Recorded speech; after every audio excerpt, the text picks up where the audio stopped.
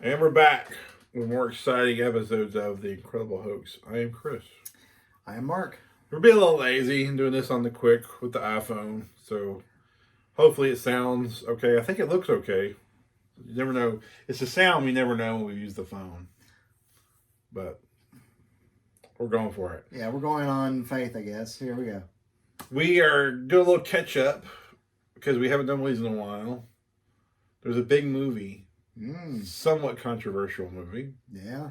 Do you want to introduce our movie of the day or the video, whatever it is? Hey, did you see where that Black Swan 2 came out? And it's like a really big hit for DC. Now, it's Todd Phillips' Joker. And from from my comments, you may... Has it been out? Has it been out long enough? We can just be spoilers. It's been out long enough. We can just do spoilers, right? Yeah, a month almost. Well, almost. All right, spoilers. We're going to do spoilers. Spoilers, okay, yeah.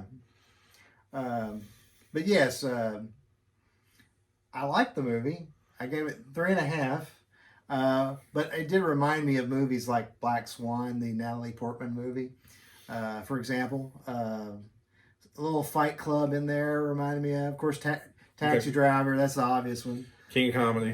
King of Comedy. That's another one. Yeah, movies like that. Well, I liked it. First off, I liked it. Joaquin Phoenix was very, very good in it. I like the look of the movie. I like the editing and all that kind of stuff. It's a very well put together movie. I don't know if I can call it best movie of the year like a lot of people want to do. He very well may win best actor. Now I think that's a. And if he did, I'd have no problem with it. I think I'd have no problem if he wins best actor. I mean, I love Joaquin Phoenix. Man, I love Inherent Vice and I love The Master. So I'm a Joaquin Phoenix fan. So I want him to get all the do. I'm glad he's making a fortune so he can do more movies. You know, because he kind of rode that indie circuit for quite a while. Yeah. So it's nice to see him in a ginormous hit. But watching the movie, I had a thought while watching it. I almost was like, I was so into the movie when the DC stuff, the Batman-ish stuff popped up. Mm-hmm. It almost like jolted me out of the movie. And part of me just had wished it had not been a comic book movie and had just been about this guy. Yeah. Because I felt like the Bruce Wayne stuff, or not Bruce Wayne. Thomas Wayne? Yeah, the dad, Thomas Wayne. The Thomas Wayne stuff, well, and then Bruce is there in the movie as a little kid. Sure. I felt like all that stuff, like, they kind of like had to put it in there. Mm-hmm. But like I'd been more satisfied if it just kept following what I thought was a more natural progression of the movie, which I think they sort of like bent it to go there. I kind of wish it had been a DC movie. I wish it had been just about this guy. Yeah. I would share a similar sentiment in that when that movie was over, I was like, I really wish that I had almost no knowledge of like DC and the Joker, because there's an expectation that at some point he's like gonna like a light will go on and he'll be like a mad genius. He puts a small little gang together and he starts like mayhem. Yeah, there's an actual like robbery he tries to plan or something like that, and that the movie doesn't go that way at all. But there's an expectation because it's Joker. You're thinking at some point he's going to be a mad genius and he's going to come up with some criminal plot, and that is so not what this movie's doing. So that would be a case of where me having that knowledge of that character actually kind of was a detriment to what the movie was doing. And it's kind of like what I'm saying is like the movie goes on for. I mean, I didn't time the movie. I was enjoying the movie. I didn't really like watching it. Well, 45 minutes in, they did. I have no clue. I just know at some point, DC stuff sort of showed up, and when it did, I was like, oh, it kind of yanked me out of the movie a little bit because I was kind of I had fallen. There's somewhat of a trance-like state the movie kind of goes with. It's not a very deliberately paced movie. You know what I mean? It's not like, it's got some ethereal sequences where you have music playing and there's just sort of him dancing or just going off into his mental state and whatnot. And so I was into all that, but then it's all some like DC thing and it's like clunk. Okay. Well, I like that they did set up, if you're going to do it that way with the little bits of DC folklore. One of the things they did was very subtle was the idea of him going to Arkham Hospital and getting those birth records and stealing them, because as we always know, like from Dark Knight and other versions of Joker, he's always a mystery. They don't know anything about him. Well, this kind of explains why they can't find any records on the guy. So that's a very subtle thing that they set up, and that's nice. Can I ask you a question, and you can answer this? Sure. Like, fix me on air. Okay. Because I've read online and I've heard different answers. So, Thomas Wayne had nothing to do with him. She was just crazy. That's all a lie, right? Right. She worked for him as like a maid or whatever it was. Uh-huh. And so, but yeah, no, it was all a delusion. They did not have a relationship. But wasn't his name on some paper that he looked at? Thomas Wayne? Yeah. Because I was watching the movie and I only saw it once. When he's he's really reading the record, he's run off with the paper and he's reading it. I could have sworn it says Thomas Wayne on the paper somewhere. If it did, it was probably that she worked in the employ of Thomas Wayne, something like that. So he kills her. Why? And the employee at Arkham Asylum lied to him, if you remember, and of course he steals it and he sees for himself that he was adopted. Mm-hmm. He's mad that he's been lied to about his real upbringing or whatnot. Particularly the fact that his mother had adoptive mother had that relationship with that bad guy, and the bad guy abused him. And that's why I read that. I read that on somewhere I looked up and so he feels betrayed, and in his warped mind, that was reason to kill her. I was confused watching the movie because I could have sworn I saw Thomas Wayne somewhere on the paper. And then watch the movie, next thing you know, he's mad at her and he kills her. And I was like, I'm so fucking lost right now. So I got lost there in that sequence. That sequence, it's very fast. So I'm not sure what you saw. I just remember the way it was laid out. As far as I remember, and I hope I'm not telling you wrong, it confirms she's in the employ of Thomas Wayne, but they were not. They didn't have a kid together, for that's for sure. They didn't have a relationship. Well, I'll be the first to admit, you have a lot of people, I think you might be one of these people that they really try and watch a movie and figure it out, and they're trying to figure out who the killer is and who done it and that kind of stuff. Well, I don't watch movies. I think you're probably more following that line where you really you're trying to figure out who the killer is, even before the character in the movie does, and see where they're going. I might be more active in that role. I'm very much more passive when I watch a movie. I just sort of let the movies happen. I just kind of just watch it and I just sort of let it happen and just take at the moment what it's given me. So I guess that was a moment where I was supposed to have been more attentive, and I didn't know it until it was too late. And I was like, what? I got totally fucking confused in that little sequence. So after he killed her, I was like, well, either way, he didn't like what he fucking saw, so that was enough for him, and so he killed her, he moved on. So I just sort of just went with it, but I will have to admit, I was kind of like, I don't know what the fuck just happened. Well, yeah, at this point, he feels like he's already society's already done him wrong. Yeah. Now he finds out his adoptive mother is her bad decisions is the reason why he has to take medication and why he's so mentally whatever. Yeah. So she fucked him. Yeah, he feels screwed over on that. So he's just mad at the world now. So they're setting up now the at least going forward the Joker that we know, at least in theory. Did you think the controversy leading up to it in terms of like a violent movie, and then I'm sure you've seen on the internet, people are shaken by the movie and these kind of things. What are your thoughts on the whole controversy / people are shaken by this movie? Do you have any thoughts on that? Because I sure do. Well, I got a couple of thoughts. You want to go first, or Well, something? I think we're avid movie watchers. There's nothing in that movie I haven't seen before. They just repackaged it very well. Right. I've seen A King of Comedy, and I've seen Taxi Driver. Mm-hmm. When he shoots people, and the level of violence that it's at when he shoots them has been done even more excruciating in other movies with more blood and whatnot. Mm-hmm. And the whole psychotic character, and to sit in the madness, I think that we've seen movies, approach that material just as heavily. So that's not to. I'm not trying to trivialize the movie. It is a good movie, and it's a deep movie, and it's very well made and all that stuff. But right. I don't understand this whole like, oh my gosh, it's so heavy.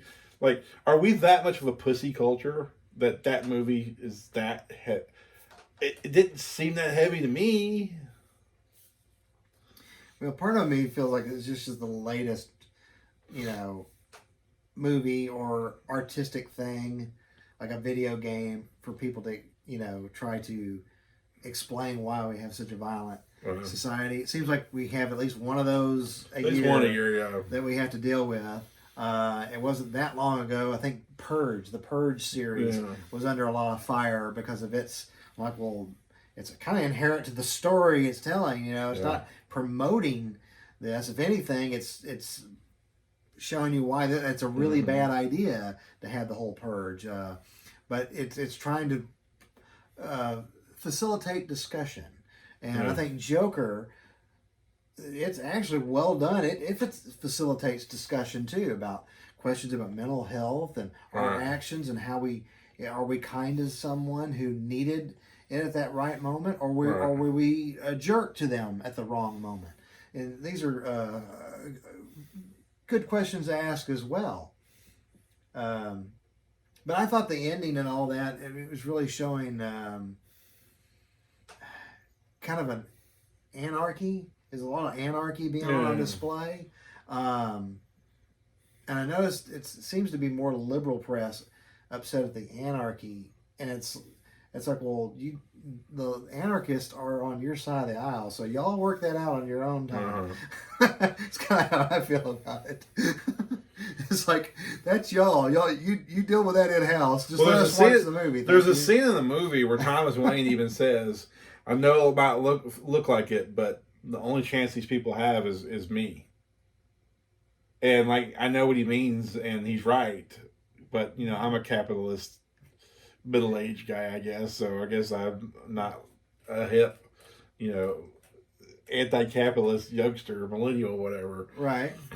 So I guess but I thought when Thomas Wayne says in the movie, like, well, yeah, he's right. He is they need him as a champion because he can stand up for them and he has the resources to. And then, but I don't know how. I don't know if that was the position of the movie that he was right. I don't know if that was just something open to interpretation or what. But yeah, when he said that, I was like, yeah, he's right. He is the best friend chance they got. Yeah, often optics, a big thing now in the last 20 years, particularly. We had a 24-hour news cycle, and optics are everything now in politics. And he was being portrayed, Thomas Wayne was, as someone, kind of a Romney guy, who's very kind of like, very well-to-do, but elitist and very distant, far removed from the common man. Right. And it may not necessarily have been true, but that was the optics. And he became a symbol for that out-of-touch, rich, screw you over, will just bilk the poor for their own gain. And so it kind of speaks to that, or at least those feelings and whatnot. Right. Doesn't promote revolt. If anything, it's you're seeing a tragedy unfold. Is the way I look at the film. You see someone who he needs help. He's mentally ill, and they really take. We say that all the time. Well, that guy's crazy. Well, being crazy is a mental illness. So I applaud them for their bravery not to do like comic book crazy, but like real mental chemically illness. imbalanced. Yeah, and that was a brave choice on their part. And I thought if you're going to go that way, they did it as well and as entertaining as you could. So, and it's a shame the movie, in some circles, it's not getting its due. It's getting caught up on all that. It's making a fortune. So other stuff. At the end of the day, producers are going to get a fortune, and maybe they'll help get more deeper. And as we speak, mainstream movies made. It's already like past Justice League's world. I found that incredible. Very telling too. Very telling. People do want substantive. I can't talk movies. Yeah. I don't think producers give enough credit to the audience. I mean, there's a reason why Breaking Bad and these shows, these series that take a little longer time to develop and things like that. Mm-hmm. I mean, they're actually successful because audiences will give you that if it's quality and it's good. And it's been proven that they will. So I'm glad it's successful. I mean, I don't know that this movie would have got made if it hadn't been packaged inside of a DC movie. I think that's how they got this type of movie to be made. I think if you took the DC elements and took the project to a producer or Warner Brothers, it probably wouldn't have got made. But having said that, thank God we have a little more meatier movie. Yeah, it certainly if it had to do with a comic book character, it would have been like a small indie film, $5 million budget, something like that. Well, in conclusion, would you recommend Joker, and do you think it wins any kind of a Best Picture? I think Best Actor, he's as good as anybody. I think it's a good shot there. I don't think it wins a Best Picture, but I would recommend the movie. What do you think? Well, I give the movie 3.5 stars. I think it's a really outstanding movie. I don't think it's for everybody though. It's one of those weird ones where like I recommend it, but only for people who like dark dramas and and it's a psychological drama too. Like I said, movies like Black Swan and those kind of Taxi Driver. If you enjoyed those, then you'll enjoy Joker. If you didn't enjoy those, then don't bother with Joker. And in terms of award, totally could see where he's going to be nominated at least for Best Actor, Joaquin Phoenix. Best Picture is a tougher one for me to imagine being nominated simply because it's been so controversial. The Oscars have the last 6 years they're trying so hard to please a certain section of society. I don't know. I would be shocked if it got nominated. I just don't see it happening. Well, the best, this would be a whole other show. The Best Picture Oscar has to me been undermined. Because a lot of the people they give it to now, it's kind of like, I think it was to Spotlight that one year. Yeah, and it's a good movie, but it's like a TV movie. Yeah, it's forgotten. Like nobody remembers Spotlight. Yeah. And then they gave it to Moonlight. Yeah. It was these damn light titles, but anyway. Yeah. Good movie, but it was good, but completely forgotten. Yeah. No one remembers that movie. No. So it doesn't fit in the vein of what they've done. The Oscars like to give Best Picture to movies that make them look good that they gave it to them. You know what I mean? It's like Argo. They feel better about themselves, kind of. Yeah, because they gave it to them. Argo wins Best Picture. Well, why? Well, because it made the Hollywood look great. Hollywood look like a hero. Right. So like, yeah, Argo. Look what we did. Look what we did! Yay! So it's like it doesn't fit the poll. If it wins, it would be in the vein of like a Midnight Cowboy type of a win, where it's like, whoa, this is a really heavy movie. Y'all did that. And the other nominees kind of canceling each other out. Yeah, I could see it. It's just if you're willing to go to 10 nominees, I mean, and a movie makes over $700 million, you could see where it has a chance. Of course. Well, the reason I bring it up, a lot of people throwing it out there that it could be it's the early favorite. I forget that a lot. That's the only reason I bring it up. But I mean, how much of that is, Once Upon a Time in Hollywood was a lot of people were liking it, and I've heard people saying, like, Dan Aykroyd came on Joe Rogan's podcast and said, hey, that's my movie of the year. I can't see anything beating it. And people have already kind of forgotten about Once Upon a Time in Hollywood. So it's like... Yeah. And right now, that would be my favorite to win if I was picking, but... Yeah. Or my personal choice, put it that way. But, upcoming, we've got an interesting movie from Ed Norton called Motherless Brooklyn. Looks interesting. In 1917, a World War II movie that was good. from Sam Mendes. So, things should get interesting. Well, speaking of things that gain or lose interests, too.